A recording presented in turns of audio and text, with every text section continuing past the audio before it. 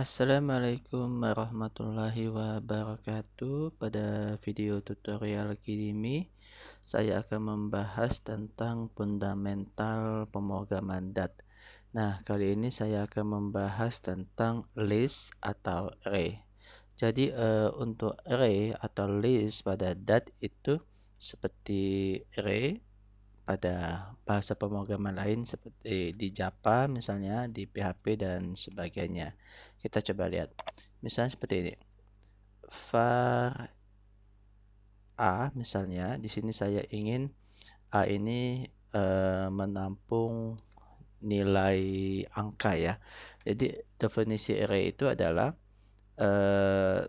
sebuah variabel yang mampu menampung lebih dari satu nilai ya, yang sejenis ya, seperti itu ya.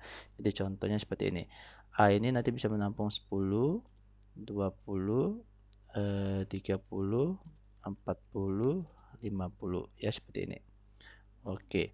Nah, kita bisa menggunakan looping ya untuk mengaksesnya. Var misalnya indeks kita mulai dari 0 ya, karena di sini nanti array itu nanti dia itu seperti ini, misalnya dia itu sebuah variabel yang dimana nanti variabel tersebut seperti memesan tempat di memori dan nanti akan meletakkan nilai-nilainya itu secara tersusun berdasarkan indeks ya, misalnya seperti ini. Nanti kalau kita punya 5 komponen indeks seperti ini, nanti di dalam memori saya simulasikan seperti ini, misalnya indeks ke 0, indeks ke 1, kedua, ketiga, keempat. Jadi seolah-olah nanti di dalam memori itu ada seperti kamar-kamar yang dimana nanti kamar-kamar tersebut diletakkan nilai-nilai yang tersusun secara berindeks ini ya. Jadi misalnya di sini nanti untuk nilai 10 ya, di sini untuk nilai 20 ya. Di sini 30, di sini 40 dan di sini nanti untuk nilai 50. Di mana nanti indeksnya dimulai dari 0, 1 ya, 2, 3, 4 seperti ini. Makanya waktu saya mau mengakses komponen array ini ya, jadi saya memulainya dengan indeks ke 0, ke 1, kedua, ketiga, keempat seperti itu ya. Jadi kita untuk mengakses semua nilainya kita bisa menggunakan looping nantinya seperti itu. Kita coba ya. Di sini nanti saya mulai dari 0 dan nanti saya akan mengaksesnya ya sebesar nilai sebesar dari variabel array tersebut ya. Jadi karena ini besarnya adalah atau panjang array itu adalah 5, maka nanti tidak ada sama dengannya ya. Karena kan kalau 5 nanti tidak ada ya, karena di sini kan mulai dari 0, 1, 2, 3, 4. Makanya tidak ada sama dengannya. Kalau kita sebutkan a titik length itu berarti panjang array tersebut ya. Oke. Nah, jadi a plus plus seperti ini.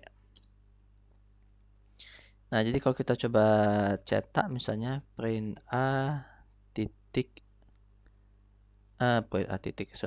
point a seperti ini indeks. Nah, nanti kalau kita coba jalankan ya. Kenapa pakai a ya? Di sini kita pakai indeks plus plus ya. Karena kan nanti indeksnya mulai dari 0, 1, 2, 3, 4. Jadi harus diincrement, ditambah ya, seperti ini ya, ditingkatkan ya. Nah, seperti ini. Nah, kita juga bisa ya kalau seandainya untuk apa ya? Untuk sebuah tipe data yang lain ya, misalnya bukan untuk tipe data string ya. Jadi seperti ini misalnya. DD misalnya seperti ini ya. Uni, jadi tidak hanya untuk tipe data yang angka seperti tadi ya, angka itu ada integer, ada double ya. Jadi bisa juga untuk tipe data string seperti ini. Misalnya Dede Yuni Wahid misalnya ya. Adinda lalu di sini nanti Lamia. Nah, seperti ini bisa juga ya. Jadi kalau kita coba jalankan nanti sama ya. Tapi bisa juga kita pertegas tipe datanya di depan ini dengan menyebutkan tipe datanya seperti string seperti ini. Nih. Ya, jadi di sini adalah tipe datanya kalau kita ingin mempertegasnya ya. Tapi sebetulnya dat nanti bisa mendeteksi ya ini tipe datanya apa. Jadi tidak perlu kita tambahkan, tapi kalau kita ingin mempertegas tipe datanya silakan nanti ditambahkan di depannya. Nah, untuk ini juga nanti kita bisa juga menjadikan kelas itu ya atau objek dari kelas itu menjadi sebuah tipe datanya nantinya ya. Contoh seperti ini. Contoh nih misalnya, saya punya kelas ya student misalnya.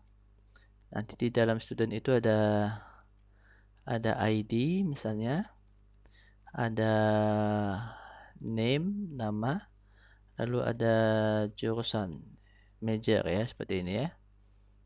Nah, lalu kita buatkan constructornya ya. Student misalnya. Di sini this. Nanti fungsi dari constructor ini sudah pernah saya jelaskan ya untuk memberikan nilai awal ya. Untuk menginisial nilai ya. Jadi this name this major seperti ini ya. Nah, ini kita bisa jadikan objek student ini bisa kita jadikan tipe data ya dari sebuah list atau array di dat ya. Contohnya seperti ini. Misalnya student ya, jadi kita bisa buat student. Nah, seperti ini. Jadi bagaimana nilainya? Nilainya nanti student, bagaimana kita memberi nilainya ya student. Jadi misalnya untuk ID 2002 11 001 misalnya. Nanti namanya siapa? Misalnya D3 Octavian seperti ini ya. Lalu jurusannya misalnya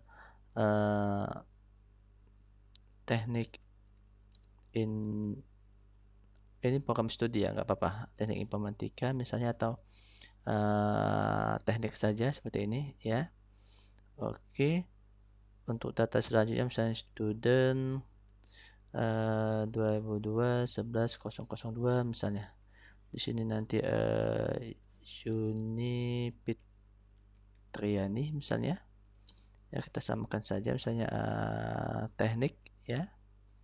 Lalu data selanjutnya student misalnya 2002 11 003 ya, misalnya Muhammad Rizky seperti ini ya, teknik juga. Nah, ini kita tutup dengan semikolon ya. Nah, untuk mengaksesnya nanti kita gunakan looping bisa ya. var misalnya i sama dengan 0 kita mulai ya. I sesuai dengan panjang lebih kecil dari panjang datanya ya, dari panjang data student ini ya, length ya. I plus jadi waktu kita mau mengaksesnya misalnya kita gunakan print ya. Nah, nanti kita gunakan perintahnya seperti ini. Misalnya ID ya. Oke, jadi di sini student ya karena variabelnya student. Lalu i untuk array-nya ya, untuk indeksnya sorry ya. Nah, nanti di sini misalnya saya akan mengakses ID. Nah, seperti itu ya. Begitu juga nanti untuk nama ya dan major jurusan ya. Misalnya name. Nah, di sini nanti tinggal kita titik name ya. Karena kan di sini name ya. Oke. Major misalnya major. Nah, seperti ini kita coba. Nih ya. ID name major ID name major ID name major ya. Jadi kalau kita mau menambah data misalnya kita bisa gunakan student perintahnya titik add ya seperti ini.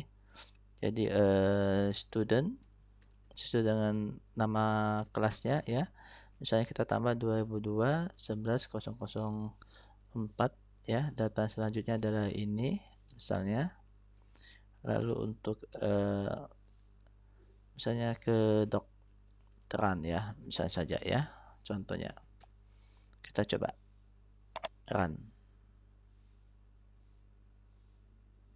Ya, nah nanti kita akan menambah data yang keempat ya. Nah, begitulah array atau list ya pada dat. Jadi dia support untuk semua data dan dia juga bisa kita combine dengan kelas sehingga nanti kelas tersebut bisa dijadikan tipe data atau objek dari kelas tersebut bisa kita jadikan tipe data untuk sebuah variable array ya. Oke, itu saja. Terima kasih atas perhatiannya. Assalamualaikum warahmatullahi wabarakatuh.